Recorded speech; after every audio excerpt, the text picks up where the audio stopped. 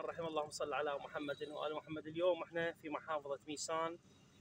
احنا ما متوقعين، نتوقع أكثر وأكثر من الخير من هذه المحافظة العطاء مع الأخ الأستاذ أبو مؤمل الغالي. حياك الله أخويا. الشرف بيكم.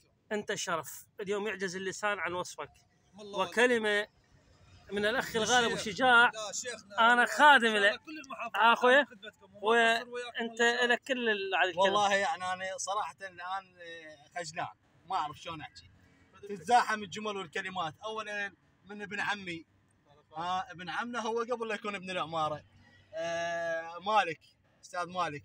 وثانيا من أبو مؤمل. أبو مؤمل قضية احنا داخلين بيها، داخلوا بها. رحت لأكثر من 4 5 6 كهربائيين في ترى يكفت قضية بالسيارة، ما حد ما وقع على علتها. طلعت علتها جدا بسيطة، واليوم أبو مؤمل وقع على علتها، ما خلاني أخسر طبعا.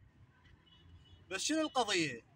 القضية إنه الدور هسه أبو مؤمل ما يرضى ياخذ حسابه. هو من الصبح، من الساعة 8 الصبح لحس الساعة 4 إلا ثلث هو يشتغل بالسيارة، وما جاي يرضى ياخذ حساب، ما يرضى ياخذ فلوس. فأنا يعني صراحة تتزاحم الجمل ويعجز عن الوصف على هذا الشخصية الميسانية الأصيلة، وعن ابن عمي وأخويا مالك. دور مالك لقيته دافع فلوس غرض.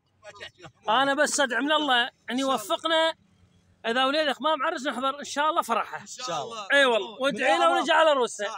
حياك الله السواعد. كفو. هلا مشكورين.